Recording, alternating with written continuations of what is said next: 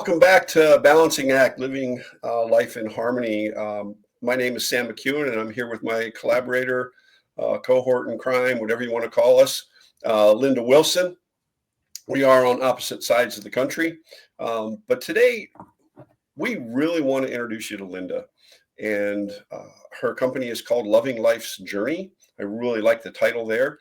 She's got a new website she launched and a whole bunch of other things. But what we really want to get into is, what brought you to this journey. I know you do a lot of stuff with self-care, and we've talked about that in the past. But you have a corporate background. You have if I remember correctly, a state background, but you're a photographer. And now you're in a personal growth stage where you help people. We actually, it's funny, we actually had some of the same stomping grounds. Yeah. And so it's just really interesting. And now she's in Colorado, I'm in Florida.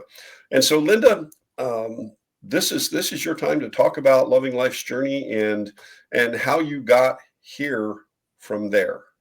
Oh, wow. Thank you.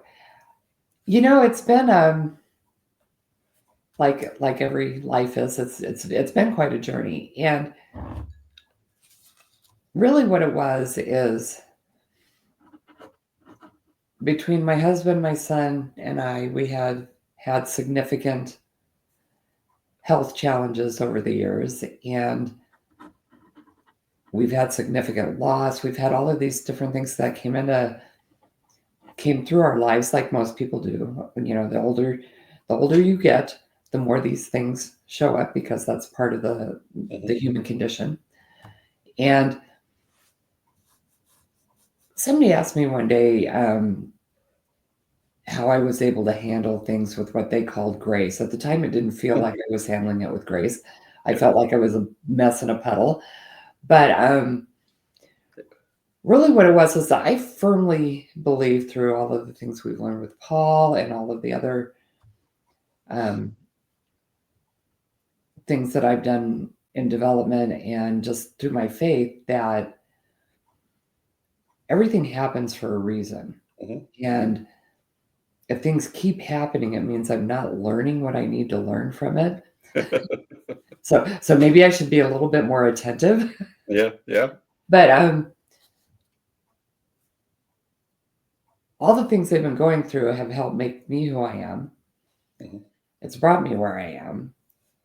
And it's part of my journey. And since it is part of my journey, I can't necessarily control what happens to me or where things end up, but I can control how I react to them. Yes. And I am very blessed to have been given a second chance at life, if not a third or a fourth. I've lost count. I feel kind of like a cat, and I'm running out of lives. But I am very grateful for the life I have, and I might as well love the journey along the way. Yes. Yeah. So that's where the name came from. Okay.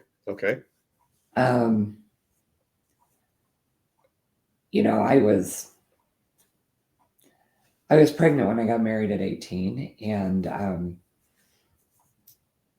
both Jeff's parents and my parents tried to discourage the marriage because they knew the chances of that working very well was very slim. But we were married for 38 years before I lost him. Our family's very different. I was raised very Catholic. Jeff's parents are Presbyterian, but Jeff was an atheist, which did not go over real big with my parents. And I'm like, he was a good man. And to be able to live life the way he lived, thinking that there was no other being, you know what I mean? He lived a good life, not because he thought there was a reward for it at the end. Right. He just lived that way because he believed that's what you should do. Right. And I think that is such an accomplishment. Because for me, you know, there are times when I struggle, and it's kind of like, well, this is what God wants me to do. Hmm. Hmm. He didn't have that. Yeah. He just plowed ahead doing the things that needed to be done because to him, that's what needed to be done. Yeah. And it was for no other reason than that it was the right thing to do. Yeah. And I would like to think I'm a bigger person and I can do things just because it's the right thing to do. And most of the time I can, but a lot of times I have that faith to fall back on. Hmm. And I have that, this is what God would want me to do. And a lot of times it's like, this is what my mom would want me to do. This is what Jeff would want me to do. And he just did what had to be done.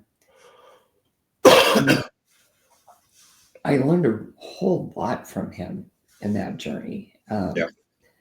And it's kind of funny because with my family being so Catholic, when my aunt and uncle lived out here in Thornton by us, the priest that did their wedding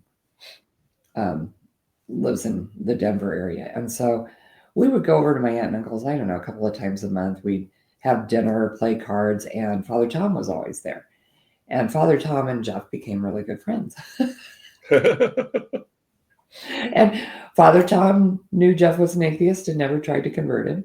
Hmm.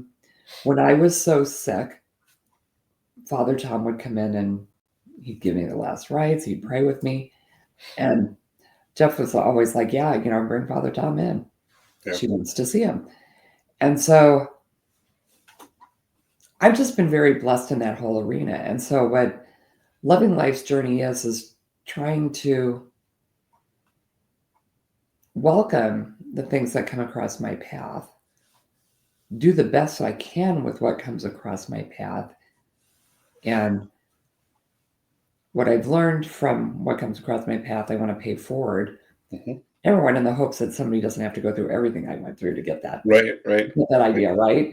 You do that with your kids. You learn, watch me and, learn from my mistakes so you don't have to do them all. But Yeah. we're Learn human from my beings. mistakes. Don't make my mistakes. And, we're human beings, so that doesn't always work so well. Yeah. Yeah. But So just to go back a little bit. So, and we both kind of have some of the same story. My first child was born right after I turned 18. Um, and you look back at that now and you think, wow, uh, he's getting old. I mean, I'm not, but he's getting old, right? And so, but you grew up in like Omaha in that area, did you yeah, not? I did. Yeah, I did. And, it's kind of funny because I was born in the early 60s. So grew up in Omaha in the 60s and 70s. And Omaha is not very far from Bellevue, which is where Offutt Air Force Base Mhm. is. Now, I Right. don't know what they call it now. I still believe it's still Offutt. But do you remember the movies in the 70s and the 80s where, they talked about the bombs and, there was Hmm. Hmm. Oh yeah. all those scare things. And Right. I remember my dad always telling us he says, everybody's putting shelters in their backyards. He says, we're by the base. He Yeah. says, there's no way we're gonna survive any of that or that we would want to. So he always said if it looked like they were shooting nuclear bombs towards Offutt, he was gonna load us all in the car and drive towards there because he says we don't want to live through that. Right. Right. So that was part of my childhood. Yeah. Well, in that era, Cold War, Yeah, and I don't know if you remember or not. I remember in elementary school, they would teach us, to how to, get under the desk and this, yep. that, and the other. And I heard a comedian talk about that, and he said, yeah, all they wanted to do was see where all the bodies were. So What the skeletons or what was ever left. So yeah, we had that. We got under the desk with the book over our head like that was going to help. yeah, yeah, yeah, yeah, yeah, And yeah. then also, Omaha is very much in Tornado Alley. Yes, So yes, it is. we would have the tornado drills where we would sit in the bathrooms Yeah, because that, you're away from the windows. yeah. Yeah. So when you think back, I don't even know if they do tornado. I hope they do tornado drills for kids because it's much worse than it was when I was growing Yeah, up. yeah. Um, but when you look back, it's kind of weird the things we did Mhm. to make ourselves feel safe. To feel, and that's it, the feeling of being safe. Yes. And here's the crazy thing. All during the Cold War, we're doing that. We're practicing this and stuff like that. Well, my wife grew up during the Cold War. Yeah. They did the same things. Yeah. And it's like, okay, there, talk about maybe global conspiracy or whatever, but Yeah. we were told how bad the Russians and the Soviet Union and how bad they were, and they were told how bad we were, but yet, the governments are teaching us the exact same things as far as how to be safe from nuclear explosions and things like that. It's like craziness. It is. It is. And even now, because we've got Buckley Air Force Base not too Yeah, far away, and when they're doing their flight training, you hear the planes, yeah, and things are a little touchy right now. So when we hear the planes, everybody goes out to look. yeah, yeah, It's just so different, but it's not different. It's kind of yeah, like we've yeah, come full circle again. yeah. We have, yeah. So you grew up in Omaha, and Yeah. now I know part of your story. You ended up in Cheyenne, Wyoming. We were in Cheyenne for 5 years. Jeff got a job with the state. Okay. And so we went out there, and Cheyenne's a lovely town. Yeah. Um, it's like a neighborhood. I mean, it's grown since we've been there, but Yeah. it's not super huge. I want to say it's around 50,000 maybe. Yeah. The whole footprint, Cheyenne, pretty much to the border and north, is only 80,000 people. Yeah. Um, and what we liked about it is it's only like an hour and a half to Denver. So we could Yeah. come down and, they got the baseball team moved out here. So Yep. before we moved to Denver, we were able to come down and go to games, come down and just do fun things, if we wanted to do something in a bigger city and then just go back home, Yeah. which was really nice. We never really got the hang of Cheyenne Frontier Days. It's one thing to go visit Yeah. and partake in Cheyenne Frontier Days, and it's another thing to live through it.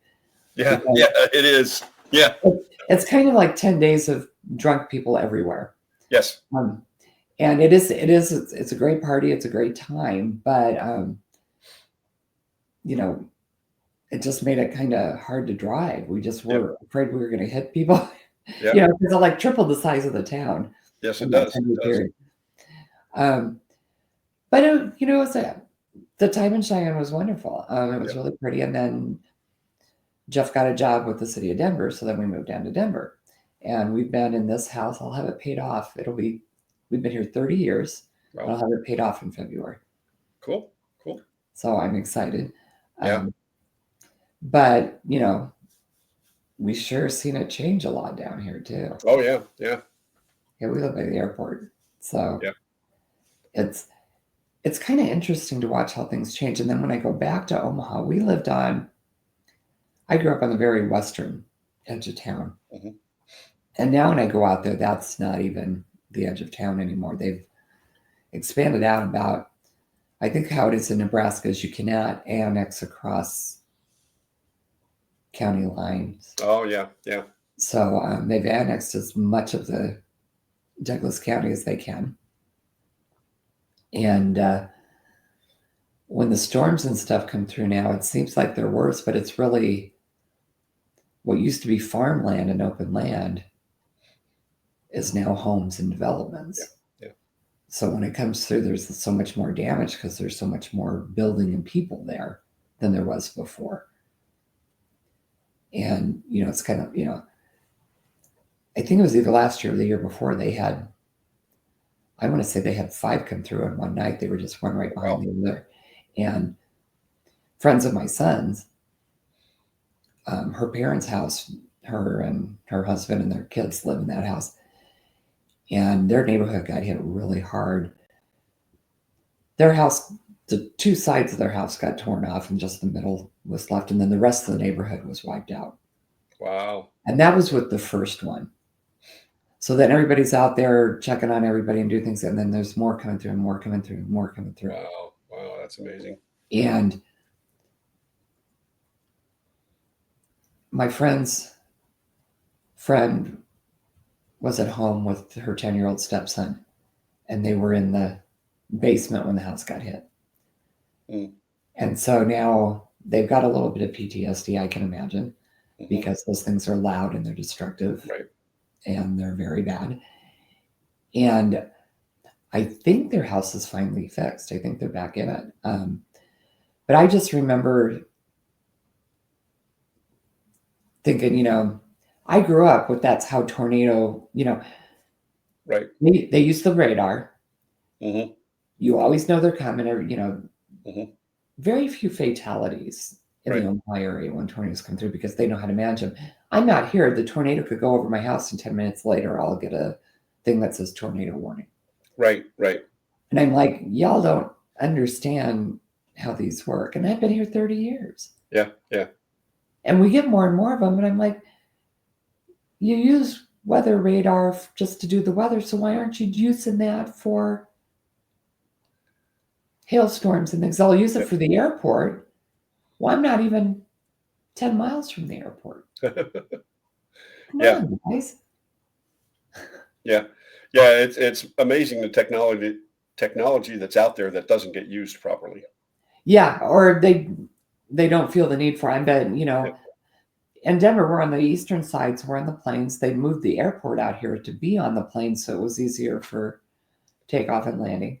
Yeah. And it gives them more room to spread out, but then they don't. And we get a lot of hail out here. Yeah. Oh, yeah. I remember hail. Yeah. Yeah. Big hail. Big hail. Big hail. Yeah. There was a video on here. Somebody got hail somewhere in Tampa, but it's like, okay, so yeah, I don't, but it's like not even golf ball size, So they have no idea what hail is, but they were talking about the damage and this and the other, and I'm like, well, first off, if it hailed, it didn't hail for very long, and the storms that would get up there were horrendous, you know, um, the hailstorms. So, Yeah. so been in Denver now, in the Denver area now for 30 years. You were a photographer for a while. I was a photographer for my whole life, but I did it as a business for about 5 years. Okay. That was so amazing because to me, there's nothing more beautiful than the Colorado mountains. Oh yeah. And Well, maybe the Tetons. the Tetons are beautiful too. Yes, they are. I just had to slide it up to Wyoming a little bit there. Yeah, I haven't had spent as much time in the Tetons. We lived in Wyoming for 5 years, but we didn't really get the chance to get around and visit everything. So that's on my bucket list. But it was so wonderful because every place I went could be a business trip because my camera went with me everywhere. But I mean, we have such blue sky, we have such beautiful mountains, we have such beautiful floral, the spring mountain flowers are just stunning. Mhm. And for me, that's when I feel closest to God, is when I'm out in that. Yeah. Yeah. And I was really blessed to be able to do that for a long time. And then it wasn't because I've had the aortic dissection that I can't do it anymore, but what's happened is my eyes start to cross after a little bit of time. And I get double vision, and it's really hard to do photography if you can't see. So I kind of had to give that up because I just couldn't focus anymore. So what are some of your favorite photographs that you've taken? We were in Hawaii, and we were Okay. on, I think we were on Kauai, and some of the waterfalls there are just stunning. Okay. I love taking pictures in the mountains. We've been to the Tahiti in the South Pacific, and some of those were beautiful. But I think my favorite, I got to see the Grand Canyon in January. when there Mm. was 9 feet of snow at the rim. Oh, wow. And so we got there just after they reopened the park because they had to close it for a while. So I had never been to the Grand Canyon before. It was all fogged in, and there was snow and 10, 12-foot icicles everywhere. It was stunning. Wow. And at first I was disappointed because I couldn't see the canyon. Right. And then I realized I've never seen this view. I was like, I've never seen winter pictures of the canyon like that. Yeah. And so it was amazing. I mean, just stunning icicles bigger than your house. And every once in a while the fog would poof out and then you could see down in the Yeah. canyon. And they said down at the bottom of the canyon was nice and sunny and warm. Yeah. But we were tromping around in tons of snow, and Wow. it was amazing. Now I need to go back and see the canyon the regular way, but Yeah. So Linda, we barely scratched on your journey, and I want to come back and do some more, and we'll pick up where we left off here at the Grand Canyon with 9 feet of snow. Now I can tell you some stories about that, yeah, I'll bet. Yeah. but I want to thank you for being and sharing. I know there's a lot of things you've gone through that a lot of people can relate to, and I think we want to get into them next time around. Okay. But folks, if you'll check, we have a link to Linda's website in the show notes, Loving Life's Journey, and it's now you've got that domain. Is that correct? Yes, lovinglifesjourney.com. I'm so excited. Yes. So that's awesome. And folks, we want to thank you for listening. Empowered Living, Paul Martinelli, Andy Hall, and the crew. Thank you so much for supporting us on this show. You all live intentionally, be very, very blessed, and we'll see you all next week.